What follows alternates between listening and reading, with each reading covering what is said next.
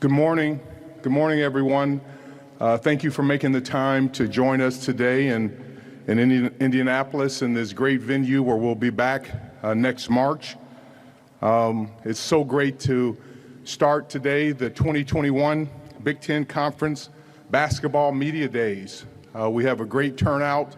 We have some incredible coaches you'll hear from today, and also some phenomenal student athletes. And we have over 300 credentialed media members. So thank you for taking the time to join us today. I'd also like to, before we start, to give a special thanks to Pacer Sports and Entertainment, the Indiana Pacers, the Indiana Fever, and then also the Indiana Sports Corporation, just for being gracious hosts. And this is a great facility that we're here today, the Gainbridge Fieldhouse. And so we're looking to come back here for our tournament this year. Also, I want to give a special thank you to our partner, the Big Ten Network, led by Francois McGilligutty, who I've seen here today. And I just appreciate his tireless leadership and also everything that the Big Ten Network does to carry our sports across the globe for our student athletes and for our coaches. We have so many fans. And today it's going to be live on linear television, and it's also going to be streamed live. So make sure you spend the time to watch this today. Today is really, really special because we have some friends from Anointed Hands who will be joining me on stage today. Haley Buckingham, who's here, and then also we'll have Ramel Williams, and they'll be serving as our official American Sign Language translators here today. And I had an opportunity to meet them this morning, and I'm just so grateful for their commitment to making sure that everyone can enjoy this media day today. I'd like to give a special thank you to our media partners, Fox, BTN, CBS, ABC, ESPN, and Sirius Big Ten Radio. There's a group of individuals who I owe so much to, and that's our Big Ten Conference staff. They've worked so very hard today to get this event here and get it in a manner that you all can enjoy. It really is special for the first time for us to be able to have our men's coaches, our men's student athletes, our women coaches, and our women's student athletes on the same stage at the same time in the same location, just to show the proper respect and decorum that they have earned. And speaking of our conference staff, today is a special day. I'm a big birthday person. Our Senior Vice President of People and Culture, Omar Brown, today is his birthday, and I know Omar's here, so happy birthday to you, Omar. Thank you for everything that you do for us here at the Big Ten. But we have 28 unbelievable coaches who are going to be on stage today and tomorrow, and 58 phenomenal basketball student athletes who've taken the time out of their busy schedules to join us here today, to share their stories, to carry the message forward of how important Big Ten basketball is, not only in our footprint across the conference and across the world. We have been a leader in this space in basketball. During our 125-year history, we've had 13 national championships and 65 Final Four appearances between our men and women's basketball program. And two of our national championship coaches will be here at Media Days, who you'll have an opportunity to spend some time with and hear from them. And that's Maryland's Brenda Freese, our head coach there, and also Michigan State's Tom Izzo, who both have won national championships. But they are really a group of, I strongly believe, the best basketball coaches in college we have in our conference, from a women's standpoint and from a men's standpoint. We have the best student athletes in the country in our conference. They're transformational. But we're looking forward to this new generation of coaches, of players who you'll hear from these next 2 days. Last year was really special for us. 16 of our Big Ten basketball programs from a men and women's standpoint made the NCAA tournament. 4 women's program reached the Sweet 16, with Indiana making it all the way to the Elite 8. And the same thing for Michigan from a men's standpoint, who made it to the Elite 8. I'm confident that this year will be even better, that we'll have teams in the Final Four from a men's and women's standpoint, and we'll have teams who will be able to compete for the national championship. I'm really excited about this upcoming basketball season. I love college basketball, and it's great to be here with you all today. One of the things that I made clear during our football media days a couple months ago was the fact, in order for us to stay on the cutting edge and continue to focus on the mental health and wellness of all Big Ten student athletes, the 10,000 student athletes that we serve each and every day, that we would be announcing the hiring of a chief medical officer. And with that information, a release just went out within the last hour, but I'm proud and honored to announce here today that we have hired Dr. Jim Borchers through the U.S. Council for Athletes Health, USCA, to serve as our first ever Big Ten Conference Chief Medical Officer. And I believe Dr. Borchers is here today. I saw him grinding away in the gym early this morning. So Dr. Borchers, if you're here, will you please stand up?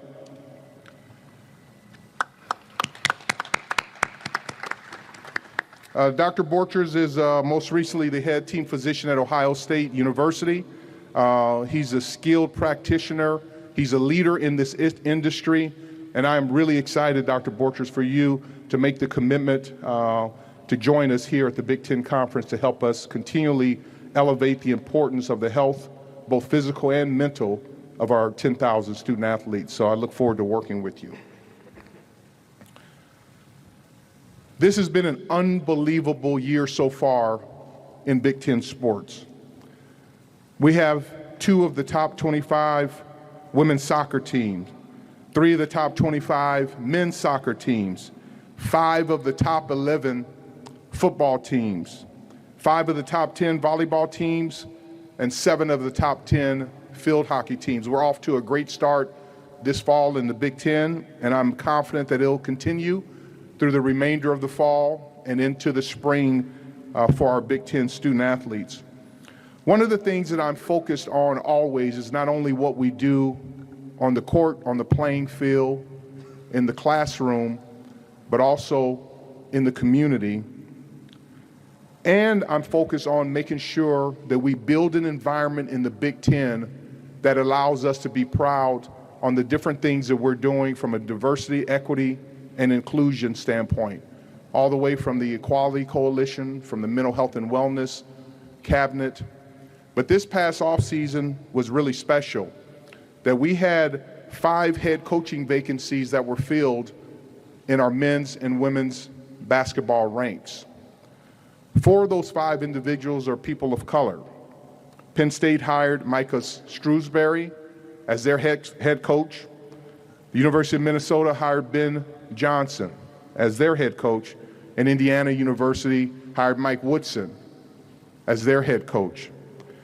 And the University of Wisconsin hired Marissa Mosley as their head coach. These are all individuals who I've had an opportunity to talk with, some to spend time with. They're hardworking, they're honorable, they're honest, and they will do a good job in leading their programs. But I think it shows what the Big Ten stands for, that we're an environment that's inclusive, not only from a gender standpoint, from a color standpoint, and from an opportunity standpoint.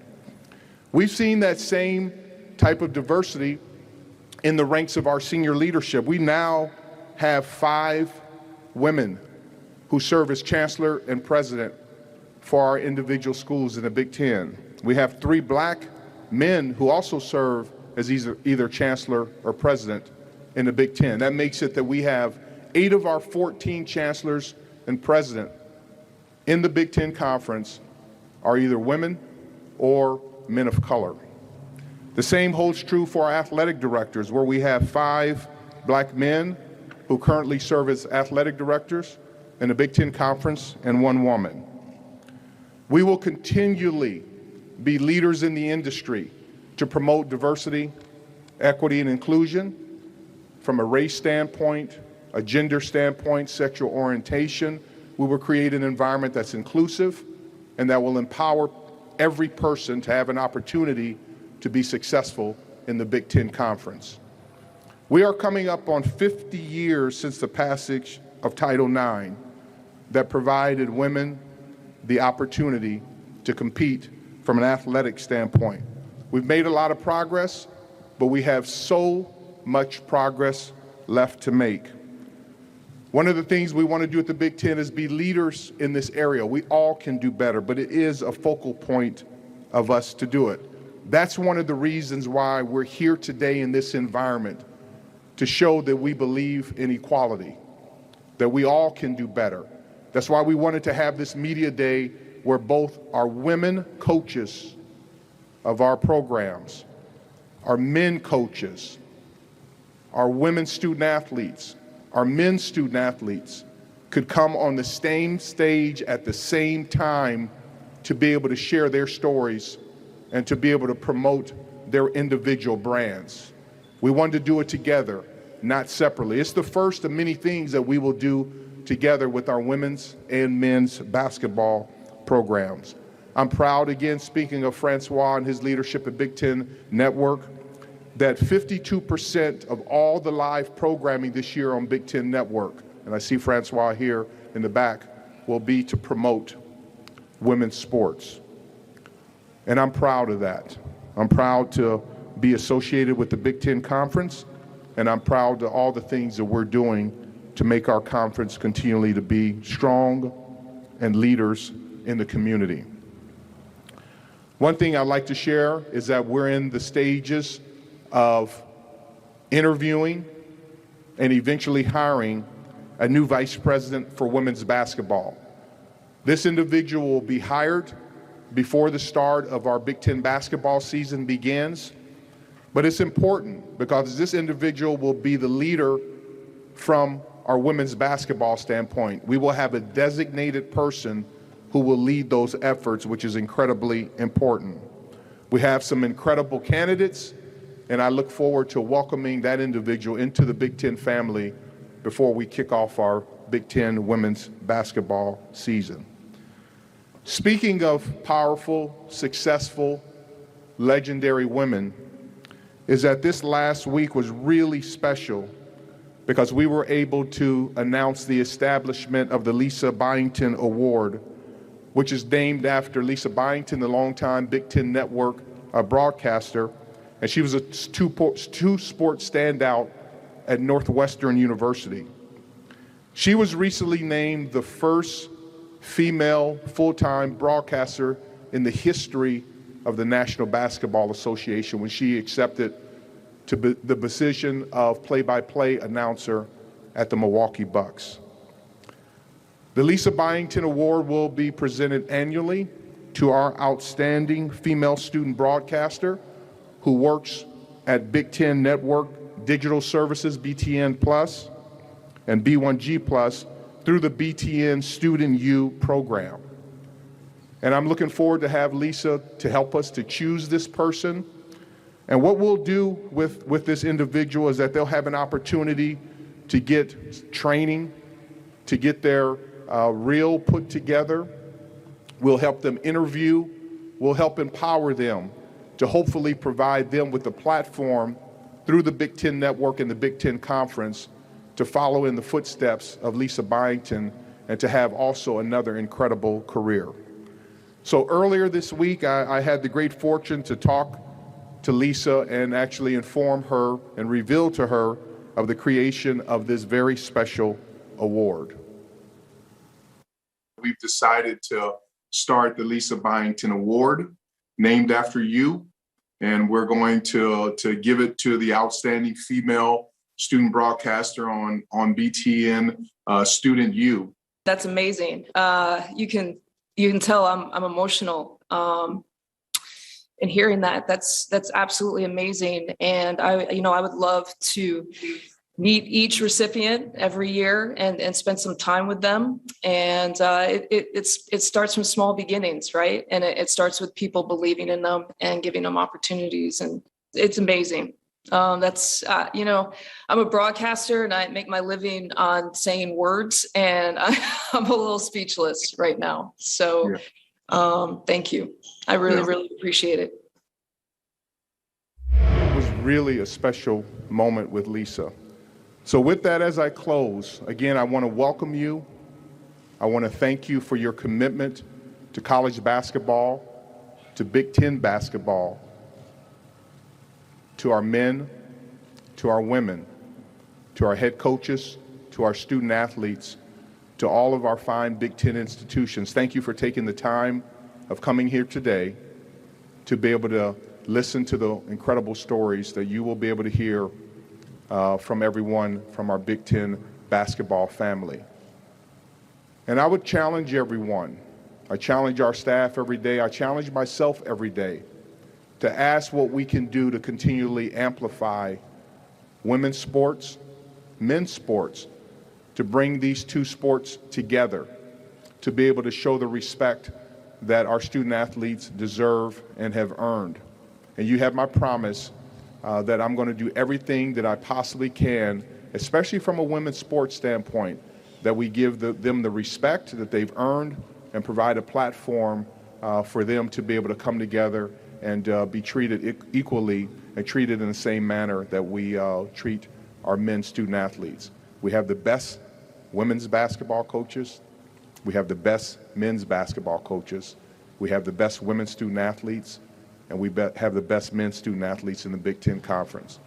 So on behalf of our 10,000 student athletes and our 6.4 million living alumni and all of our incredible network partners, we're happy to welcome you today to our 2021 Basketball Media Days, and I'm looking forward to a great 2 days together. Thank you for your support, thank you for your time, and thank you for your commitment to excellence. Thank you, Commissioner. We will now open it up to questions.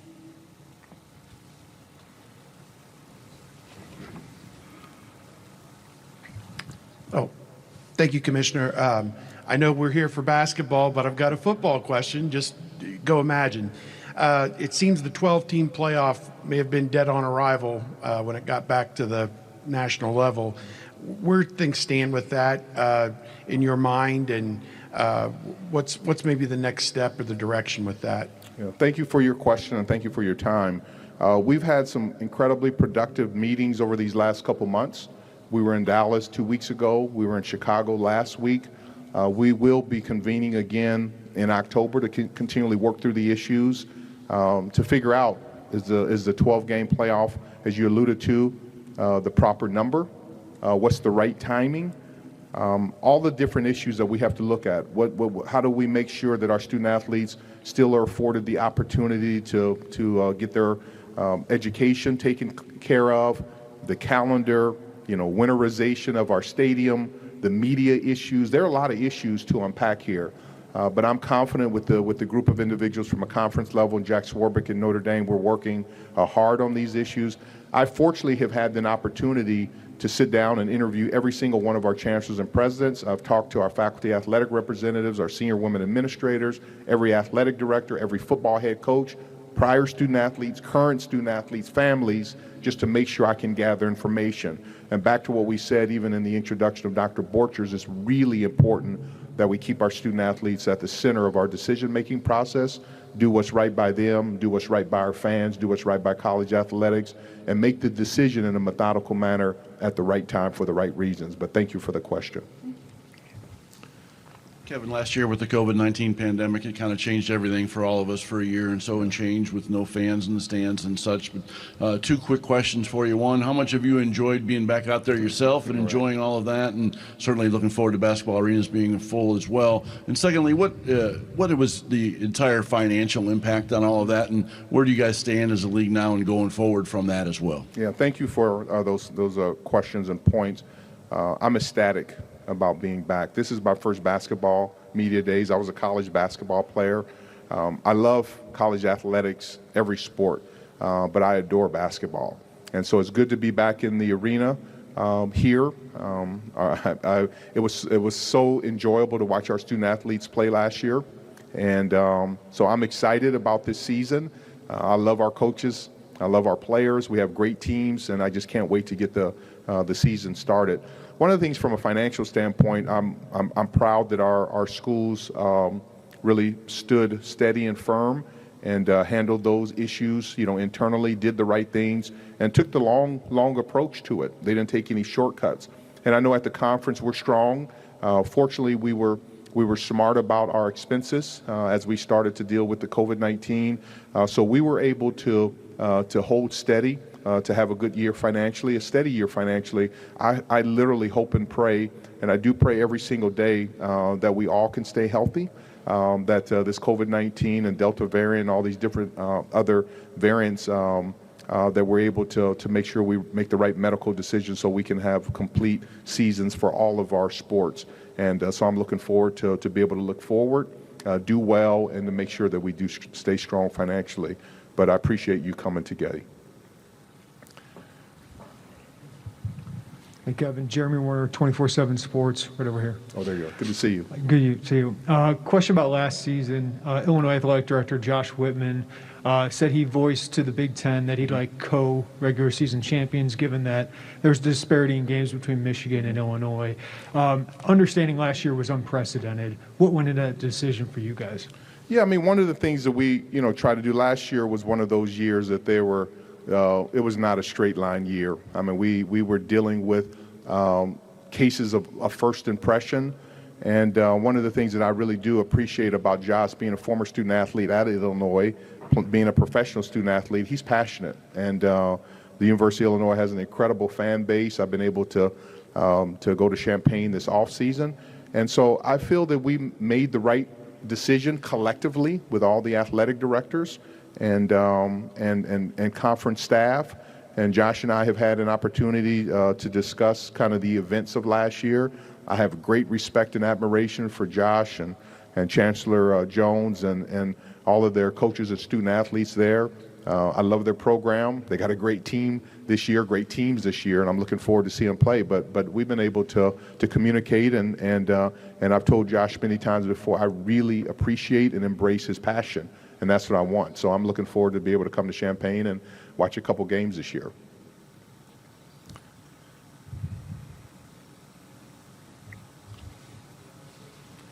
Adam Jardy of the Columbus Dispatch. Yeah, Adam, good to see you. Likewise. When the subject of conference realignment comes up, we always hear a lot of talk about football. We hear a lot of talk about academics. I wonder, from your viewpoint, what you see the role of basketball when it comes to potential realignment, teams moving here and there. What role does basketball play in some of those decisions? I mean, basketball plays an important role. It's a very popular sport. And I just know from the overall college landscape, people are passionate about basketball, and especially I think what you're going to see this year, because you've seen it in football. We always have had passionate fans of college athletics and passionate Big Ten fans, but it just seems like there's an elevated passion this year, and that's one of the things I'm looking forward to, is to be able to enjoy that as we get back into our arenas. But I think from a basketball standpoint, that is a big component from kind of conference structure realignment standpoint, is the importance of college basketball. And I think people are going to really see that this year, the interest from a fan standpoint, because there's a lot of pent-up emotion, and people are looking forward to watching our student athletes compete and our coaches coach. Kevin, over here. Steven Stremany, XL Sports, Indiana Sports Network. Question for you. In your original statement, you talked about inclusiveness, which I like a lot better word than minorities.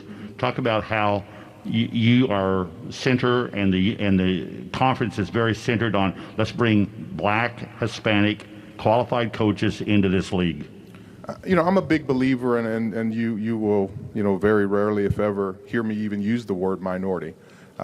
Because I think we're all important, and we're all majority. We're important together, and I also am a big believer in the importance, as you alluded to, of diversity, equity, and inclusion. Because the more diverse that we can become, from a thought process, from gender, from sexual orientation, from religious beliefs, from color, the better we are. And if you just look at my staff, I want to look around the table to see women, to see men. To have people from different backgrounds, because it helps you to be stronger and to be able to learn. And so that's one of the reasons why I'm so proud, the many reasons so proud to be associated and to lead the Big Ten Conference, is the fact when I look at our chancellors and presidents, when I look at our athletic directors, when I look at our coaches, it really warms my heart to see of what we're doing, of what we're building. And what we're teaching, because you look at the student athletes. And so I'm a big believer not only in my own family that it looks like United Nations, but in the Big Ten Conference that it looks like the United Nations. And I look for more diversity and inclusion and equality as we go forward. That's one of the reasons why we started the Equality Coalition, is to bring people together. And I think the more diverse thoughts that we can have, that we can come to the table, the stronger that we'll be as a conference, the stronger we'll be as a country. So that's something that's really important to me for various reasons. We have time for one last question. Hi, Commissioner. Brendan Gulick with Buckeyes Now and Sports Illustrated. Good to see you, Brendan. Good to see you. I think the last time we had a chance to hear from you was when you announced the alliance, and I'm wondering if there's anything latest that you can share on those initiatives. Yeah, I think the biggest thing is it was done, and the rationale for it was to kind of steady and stabilize college athletics. And I strongly believe since we announced it, you've seen some stabilization from that. And although we will work together from a scheduling alliance with the Pac-12 and ACC, but there's so many other things that you're going to start seeing us amplify. Issues around social justice, around diversity and equity and inclusion, mental health and wellness, academic components. And so as we get a little bit deeper in the fall, you'll start seeing those. So what we want to do is just make sure we stabilize college athletics. We work together. Yes, we build a scheduling alliance together, but we also bring to the forefront so many different things that our student athletes are passionate about, that they want to talk about, that they deserve a platform to discuss. And now, instead of us only doing it in the Big Ten Conference footprint, then now we go from 14 schools to 41 schools, and we go from Boston to Los Angeles to be able to talk about these issues. And all you have to do is every single day there's something in the press about mental health and wellness of our student athletes. So I think we'll be able to work together through this alliance and to be able to help our student athletes to work together to address a lot of these issues. So thanks for raising that question. And as we start getting a little bit deeper in the fall, you'll be able to see it.